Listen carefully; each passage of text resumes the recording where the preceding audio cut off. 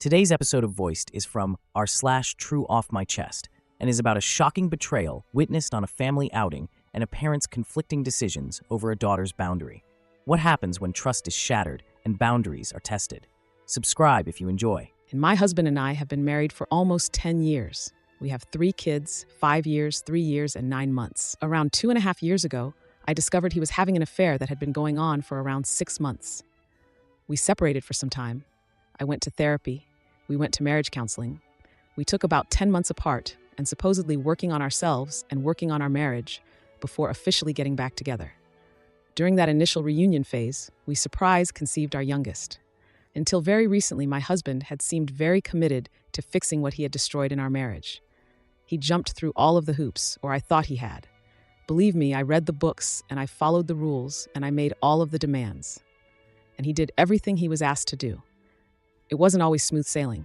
He'd push back sometimes. He got defensive. We argued. It hurt a lot. But I truly believed we were continuing our path of overcoming what he had done. I felt like our relationship was strong. For the first time in our entire relationship, I felt like we were finally operating as a team. I can't say that my full trust in him ever completely returned, but I was dealing with this in therapy. We were dealing with it. It was okay for me to not trust 100% yet, and we both understood it was a process, and trust had to be replenished piece by piece. I lived with this and continued to work on it. Recently, I started to feel suspicious in a way I couldn't ignore. It was like he was being too nice to me, too attentive, too willing to be of service for whatever I wanted or needed. That was actually the first thing that tipped me off. He was being too good of a husband. Then I realized he was doing things that he never really did before. Offering to do the big grocery shopping trips, taking the kids to new parks, running to pick up food on the occasion we ordered out. He always opted to have food delivered and could never be bothered to go pick it up. Little things, but they were big changes to me. Now his work schedule has supposedly changed. No longer does he get home as early as he used to. I really tried to not be paranoid about it all, but it was driving me crazy. Eventually, I couldn't take it anymore, so I followed him. I followed him when he took our 9-month-old baby with him to go run several household errands under the guise of allowing me to relax. I found him with the woman he had previously cheated on me with, her on top of him in the driver's seat having sexual intercourse, and our baby was in the back seat. He had sex with his mistress with our baby right there. It's beyond disgusting. If he wanted to use the excuse of running errands to go meet up with her, he didn't have to take the baby too. It's gross.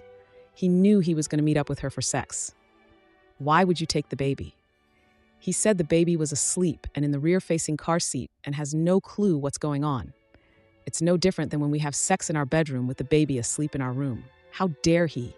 How dare he compare what he was doing with her to that? I set an emergency appointment with my therapist. I was seeing red or beyond red, black, all black. Somehow I came out of that appointment even more mad. I just wanted to rage, and she kept trying to talk me down, and damn it, I don't want to be talked down right now. I don't want to be calm and rational. I want to scream and hit things and break things and destroy his life. I don't know where else to go, where I can just commiserate on all of the different ways I can destroy him now. That's all I want to do right now. Wow, that was intense.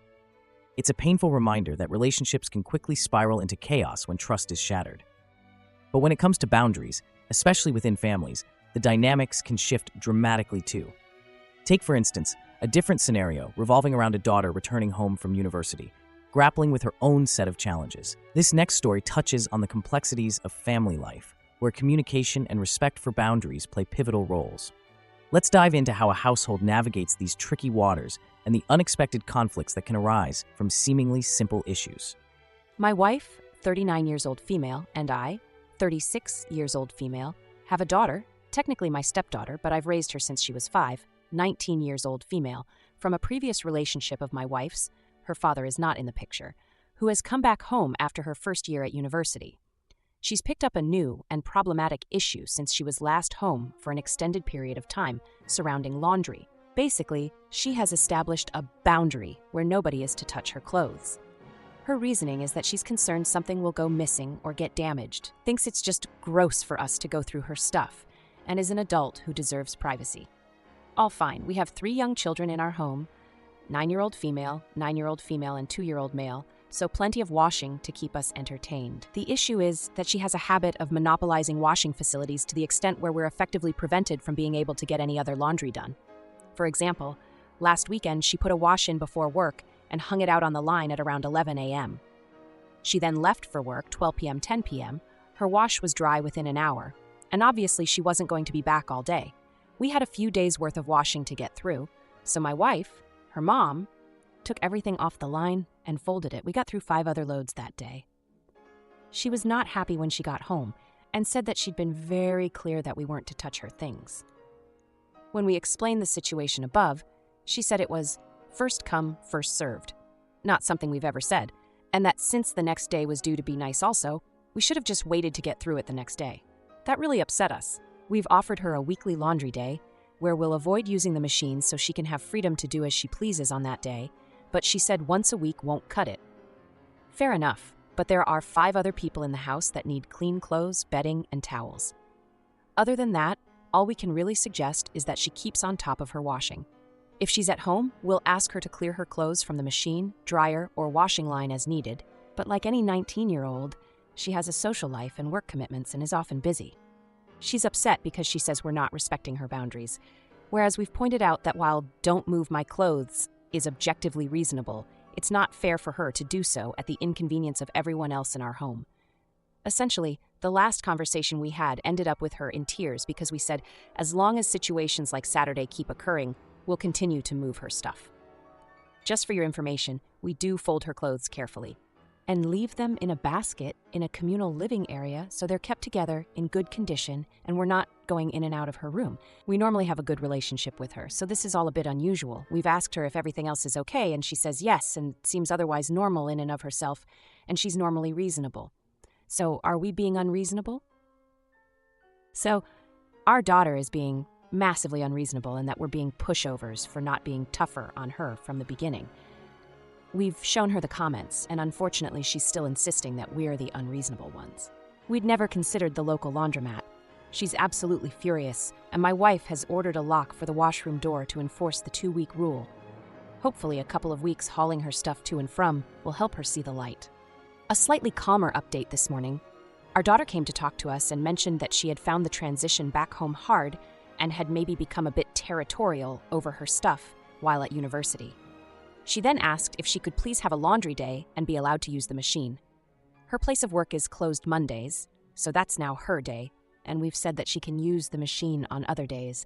But if by 7 a.m. Tuesday there's anything in the way or any issues on any other days, we'll be moving her stuff. A genuine apology goes a long way with us, and while the advice has been to hold firm, we don't really want an issue if the situation can be resolved calmly.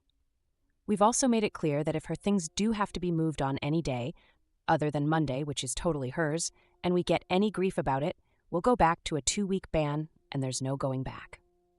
Maybe a less satisfying update than the last one, but we're happy we can resolve the problem calmly. She did mention she had read through some of these comments last night. Before I talk about today's posts, please consider subscribing to catch all my latest reactions. Wow, these stories bring a whirlwind of emotions. The first one is absolutely gut-wrenching. The betrayal and utter disregard for the child's safety is shocking. I can't believe he thought that was okay. And the laundry battle? That's such a relatable family struggle. But wow, that daughter really needs to learn about sharing and compromise. What do you all think? Is there any coming back from that first situation, or is it too far gone? Let me know in the comments. Thank you for listening to today's episode of Voiced. If you enjoyed daily high-quality stories, please like and subscribe to show your support.